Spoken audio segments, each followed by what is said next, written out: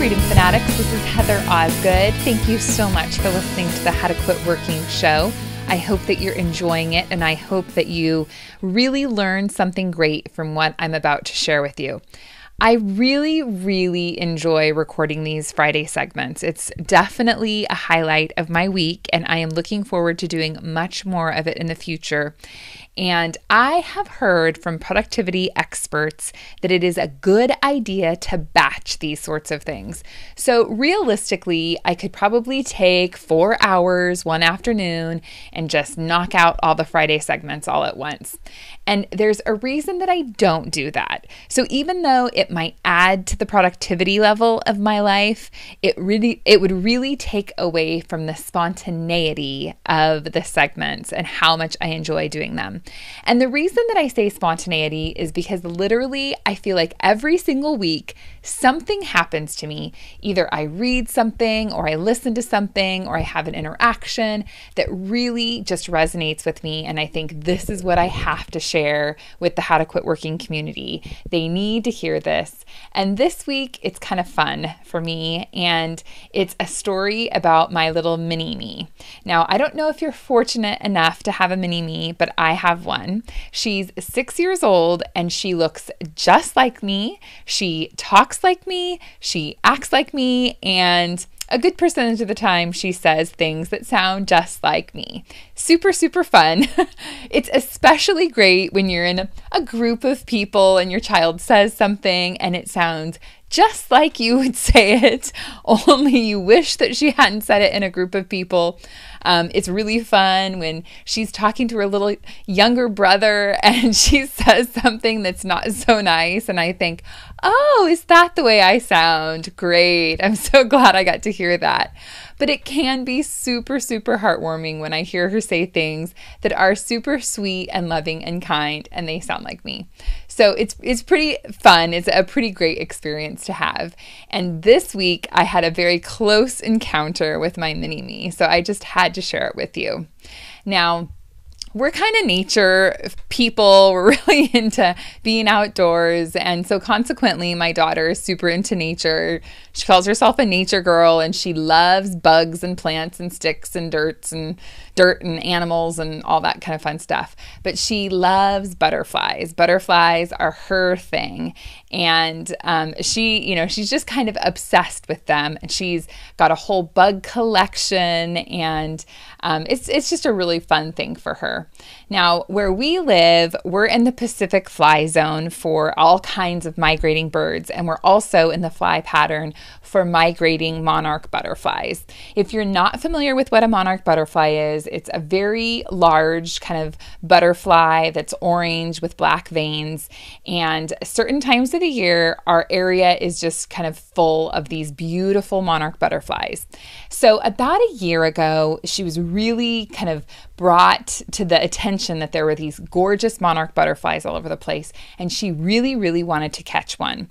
And it's kind of one of those things that you're like, okay, yeah, you try to catch a monarch butterfly, whatever.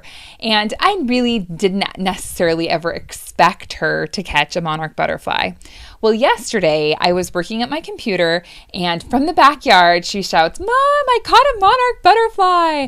And I'm thinking, okay, maybe she did, maybe she didn't. She's caught little moths that are orange and black, and she thinks they're monarchs. And so I was, really like, I don't know. But indeed, she did catch a monarch butterfly. She brought it in her little net, and she showed it to me. And as we're putting it in her bug jar, the first thing she says is, "Wow, Mom, that took a lot of persistence." And I cannot tell you how I just smiled in my heart. I was just so excited and so elated that here my little daughter is copying me and that she really understands what the value of persistence is. Now, she's 6 years old and she's been trying to catch a monarch butterfly for a year. A year is a really long time for a 6-year-old.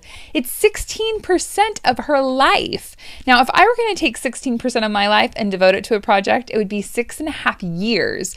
So basically, it's the equivalent of me investing 6.5 years on this project with extreme dedication. And I tell you, she has had extreme dedication to catching a monarch.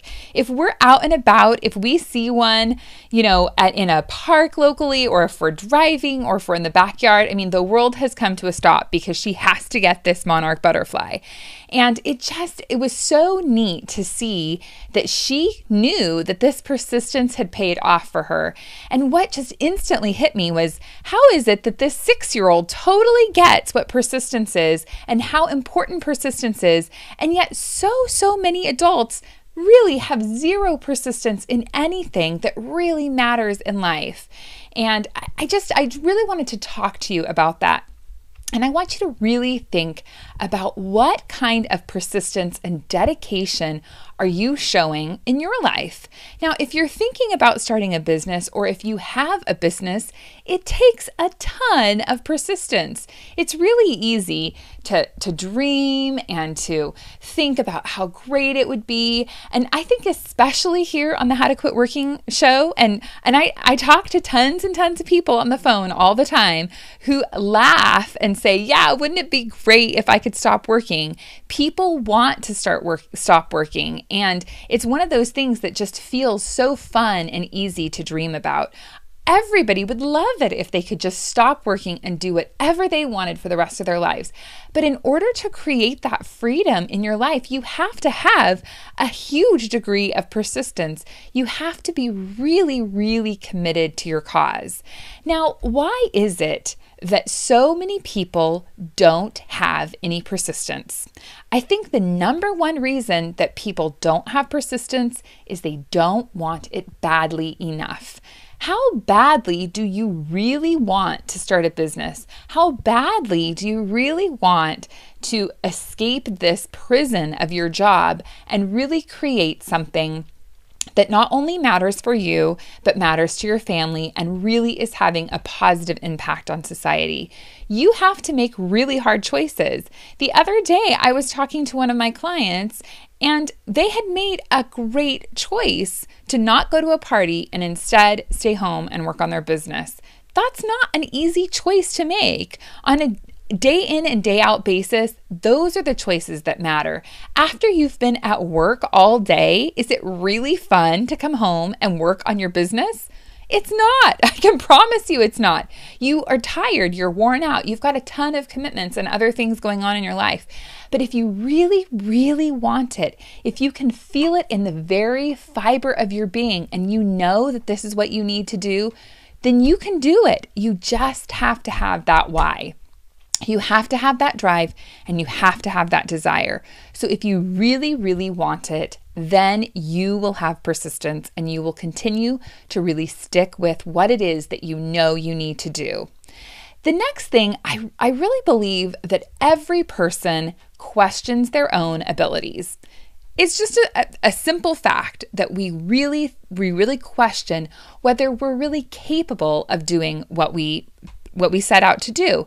Are we trained well enough? Do we have the education that we need? Do we have the resources that we need? Do we have the experience that we need? Do we have the connections that we need? We constantly question our abilities. Now, your abilities are based on a variety of different things, but only you know your true abilities, and you have to come to terms with who you are and what you're capable of creating, and then you have to stretch beyond that capability line. If you're not stretching and if you're not working outside your comfort zone, then you're really not growing. You know what you're capable of, and you just have to get really focused and really centered, and don't sell yourself short. I have to say, as the great mom that I am, when my daughter was about 4 years old, she told me one day that she wanted to catch a butterfly. And I remember saying, okay, that sounds great. How are you going to catch a butterfly? And she's like, I'll just use my hands to catch it. And I said, you can't catch a butterfly with your hands. Go do something else. Go do something else more productive. And I'll never forget, a couple weeks later, she comes running in the house and she's like, guess what, Mom? I caught a butterfly. And I'm like, how did you catch a butterfly? And she's like, with my hands. And I felt like the worst mother ever. Here I was telling her she had no ability to actually catch a butterfly with her hands, and she caught one. So are you listening to those people in those authority places in your life, or even people who maybe have the desire or the intention of really protecting you or caring about you and trying to keep you safe, that happens frequently. We listen to those people because we are questioning our own abilities. I'll never forget, before I started my event production company, I had a boss and I talked to her about my idea, and she said, and I was young at the time, in my 20s, she's like, there is no way that you could ever put on a huge event, Heather. Just don't even think about it. You couldn't do it. And after 9 years and over $800,000 annually in sales, I was pretty proud of myself that I could do it, and I knew I could do it. She didn't have confidence in me, but I had confidence in myself. I had confidence in my abilities.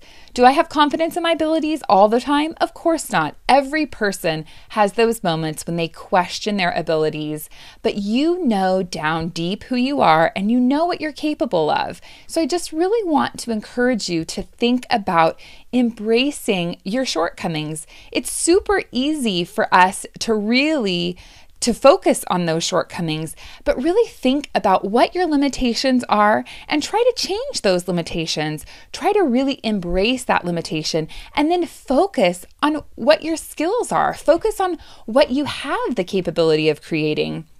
We can always grow through our shortcomings, and we always have the potential to really focus on our strengths.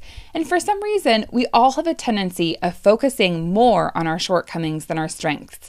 So really think about that and think about what you are really, really capable of, because I know that each and every one of us are capable of so much more than we're actually providing the world.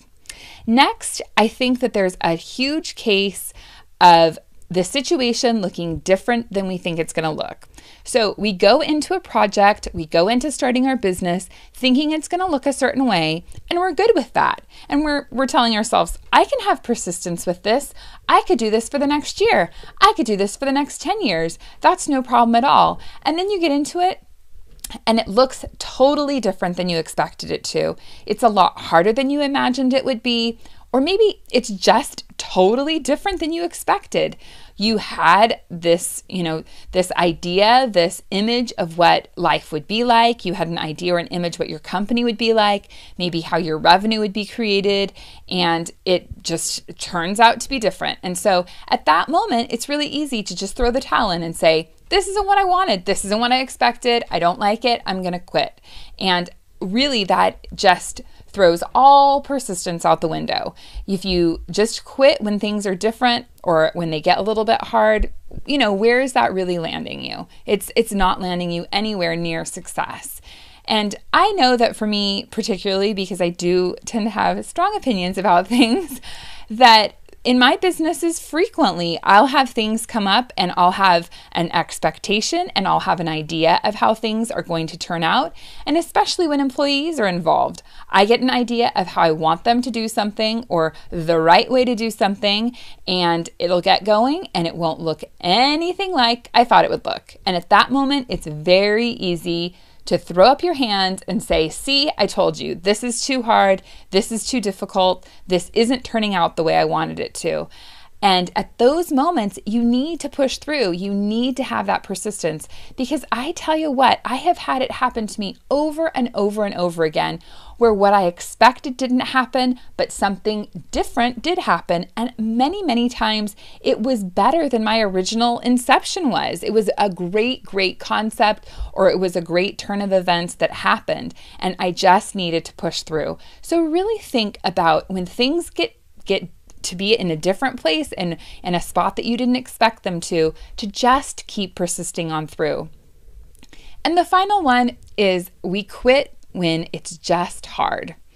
And the reality is, we all know life is just hard. And I wish that I could tell you that when you quit working and you give your notice that it is going to be rainbows and flowers, butterflies and hearts. And I can tell you what, it is not going to be that. It is super exciting. It is super thrilling when you give your notice and you have that ability to just be your own person and you really can create what you want to create. But it is a lot of hard work. Life is hard. You're going to have your ups and downs. Every day is not going to be the best day of your life. You're going to have some days that are hard days, and you just have to persist through that. You have to come up with a system of knowing that when difficult times come, that you still have the prize in mind. You still have that ability to really visualize your goals, to visualize what it is that you want for yourself in your life and in your business, and just keep pushing through. And the great thing about working for yourself and being in that lifestyle business is I can guarantee you that there are going to be many more wonderful, happy days than there are hard days.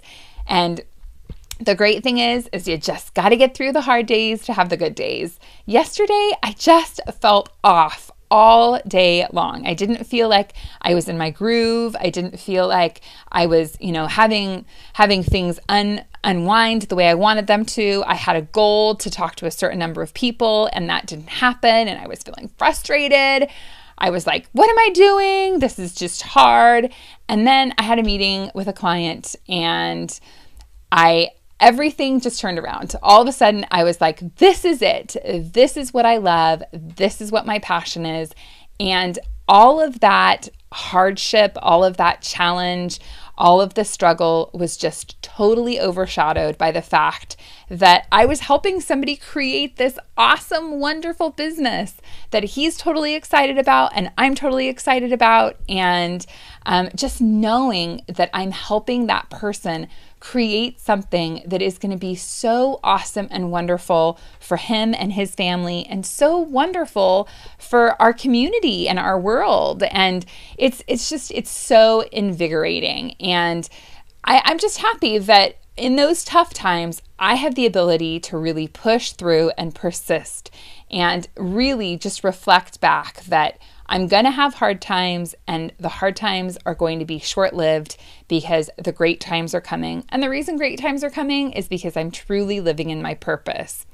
So if you're in a position right now, maybe you're working at a job and you're feeling frustrated, you're thinking about starting a business, or maybe you have started a business, and I always feel for those of you out there who have a job, you've started a business, you're trying to balance everything. That is such a hard place to be. Just keep at it. Keep at it. Keep at it. You can't quit today. You are so close to the finish line. Visualize that finish line. Visualize your prosperity. Visualize your capability to really create and bring to the world something truly wonderful that you have the ability to create. I know that you can do it. I know that with the information, with the skill, and with the true persistence, you can create anything that you imagine. So go out there and catch your butterfly. Talk to you soon.